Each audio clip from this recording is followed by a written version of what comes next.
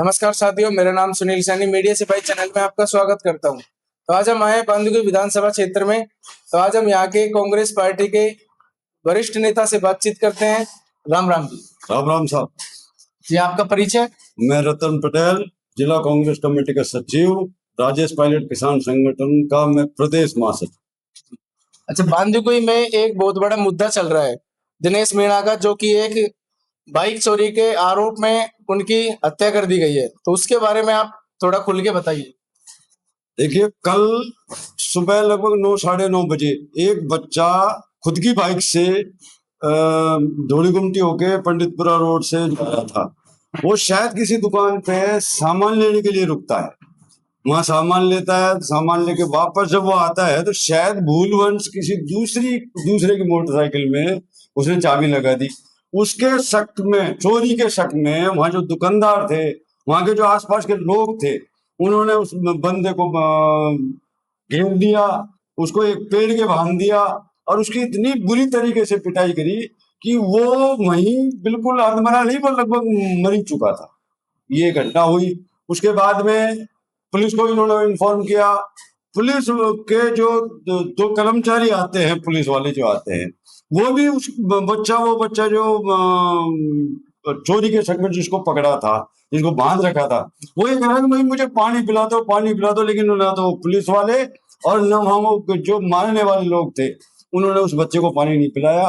मेरा जहां तक मानना है शायद उसकी वहीं मौत हो। अच्छा, ये घटना कब की है? कल में? कल लगभग 9:30-10 बजे के आसपास की बात। अच्छा, प्रशासन का कोई साथ नहीं था उस दिनेश मीणा के साथ? देखो, आप देखिए, प्रशासन का तो ये हाल है कि ये 9:30-10 बजे ये कांड हो जाता है।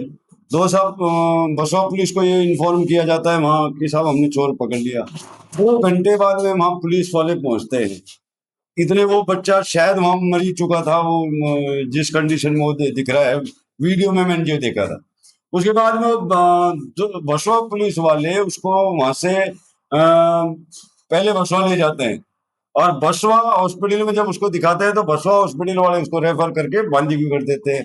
यहाँ बांदीकुई में लगभग शायद वो 2 बजे के आसपास आके पहुंचे। वहां बांदीकुई वाले उसको डेड घोषित करते हैं कि ये मर गया। उसके बाद से उस जो दिनेश मीणा जी हैं, उसके परिजन, उसके रिश्तेदार और हम सब जो बांदीकुई और आसपास के लोग हैं, वहाँ हॉस्पिटल में पहुंचते हैं, हम वहाँ जानकारी करते हैं कि भाई क्या हुआ क्या नहीं हुआ।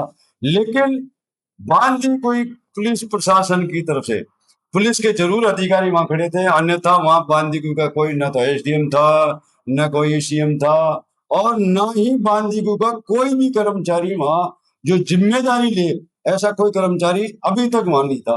लगभग 11 बजे तक वहां कोई नहीं आया, यानी 24 घंटे तक वो लाश वहां पड़ी रहती है। और बांदीकुई का प्रशासन ये बांदीकुई के विधायक के दबाव में इतना तगड़ा काम कर रहा है कि वहां कोई भी जो जिम्मेदार अधिकारी है वो नहीं पहुंचता। अच्छा, आपने यहाँ के विधायक जी से इस मामले में बातचीत करी?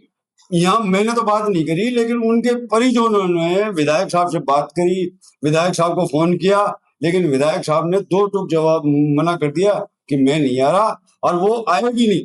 24 घंटे बांदीकुई जो उप जिला हॉस्पिटल में वो लाश पड़ी रहती है। लगभग हजारों लोग वहां धरना प्रदर्शन करते रहते हैं, लेकिन बांदीकुई का वर्तमान विधायक, बांदीकुई का कोई भी जिम्मेदार अधिकारी वहां उप जिला हॉस्पिटल में कोई भी अधिकारी नहीं। अच्छा, वहाँ के अधिकारी और जो विधायक जी है वो क्यों नहीं आ पाए, इस बारे में आप कुछ बोलोगे? मैं बताया ना आपको, हमारे विधायक जो बांदीकुई में विधायक है वर्तमान में, ये मुझे जो महसूस होता है, मैंने 2-2.5 साल में जो मैंने महसूस किया है कि हमारा जो विधायक है वो कुछ ऐसी संकीर्णता में है, उसकी कुछ सोच ऐसी है कि मैं ये मेरी जाति के जो लोग हैं उनका ही सपोर्ट करूंगा, अन्यथा किसी दूसरे का नहीं करूंगा। इस वजह से विधायक साहब वहां नहीं पहुंचे, वहां कोई जिम्मेदार अधिकारी को उसने नहीं पहुंचने दिया, अन्यथा ये जो फैसला आज हुआ है 24 घंटे बाद, वो 2-3 घंटे बाद भी हो जाता। अच्छा, मृतक दिनेश मीणा के परिवार वालों ने क्या मांग रखी है? मृतक दिनेश मीणा के परिवार वालों ने कल जब डिप्टी एसपी दौसा से आए थे। उनको आते ही सबसे पहले जब उन्होंने पूछा भाई आप लाश का पोस्टमार्टम कराओ ले जाओ, तो हमने वहां सबसे पहली मांग, और दिनेश मीणा जी के परिजनों ने सबसे पहली मांग रखी कि जो भी अपराधी हैं जिन्होंने इस बच्चे का हत्या कर दी, इनको मारा पीटा, सबसे पहले तो उनको गिरफ्तार किया जाए। पहली मांग उन्होंने ये रखी।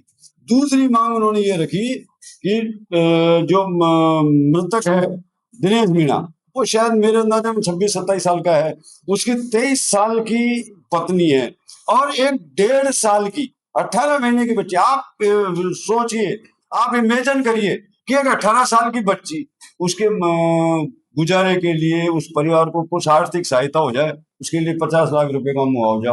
और तीसरा कि दिनेश मीणा की पत्नी को कोई भी सरकारी नौकरी दी जाए। ये 3 हमने मांगे रखी। उसके लिए हमने ये कहा कि क्योंकि हमें विश्वास था, हम देख रहे थे 20-22 घंटे से कि विधायक साहब के दबाव में प्रशासन है, विधायक साहब के दबाव में जितने भी अधिकारी कर्मचारी लग रहे हैं, सब इनके दबाव में। इसलिए इसकी मृत्यु की जांच, ये जो हत्याकांड हुआ है, इसकी जांच बांदीकुई से बाहर के किसी अधिकारी से करवाई जाए और जो दोषी पुलिस वाले हैं उनके खिलाफ कार्रवाई की जाए। ये हमने मांगे रखी थी।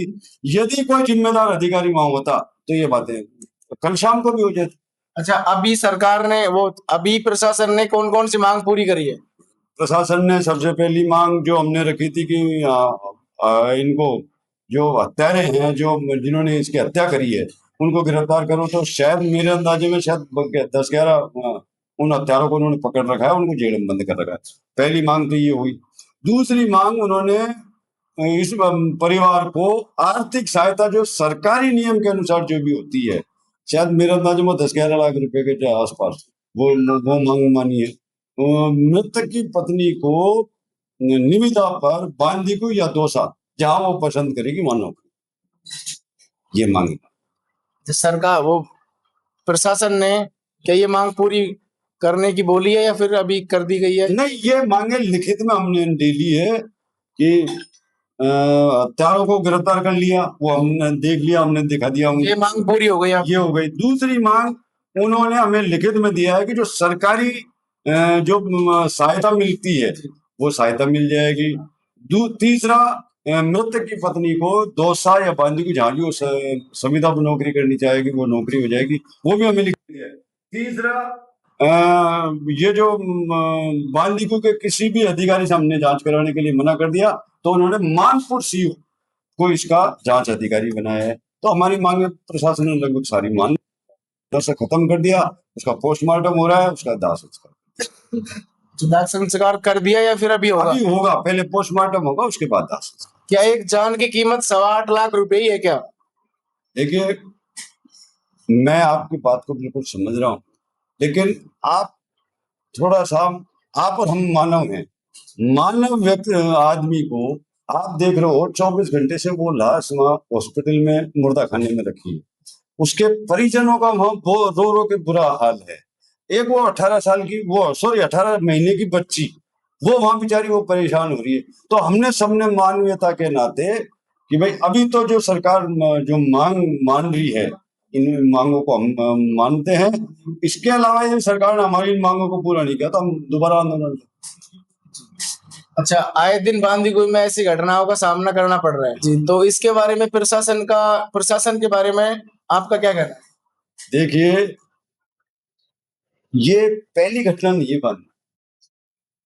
लगभग 3-3.5 महीने में बांदीकुई में 22 से 25 घटनाएं, महिलाओं का जंतर छूटना, महिलाओं के बाटे छूट ले जाना, महिलाओं के कान के जो वो पहनती है ना कान में बालियां, उनको छूट ले जाना, मंगलसूत्र ले जाना, सोने की चैन, चांदी की चैन जो भी है उनको छूट ले जाना। एक 85 साल की बुजुर्ग महिला बुढ़ा कटला में उसके पैरों पर ग्राइंडर चला के उसके चांदी के कड़ों को काट के ले जाना, ये बांदीकुई पुलिस प्रशासन का फेलियर है। ये बांदीकुई का जो विधायक है उसका जो काम करने का तरीका है उसका फेलियर है। मैं और हमारे जो कांग्रेस के साथी थे, हम पिछले 3 महीने से लगातार आंदोलन करते आ रहे हैं, लेकिन ये बांदीकुई का पुलिस प्रशासन, बांदीकुई का विधायक और बांदीकुई के जितने प्रशासनिक अधिकारी बैठे हैं ये कुंभकर्णी नींद में सोए हुए हैं। ये बांदीकुई पुलिस काम ही नहीं करती।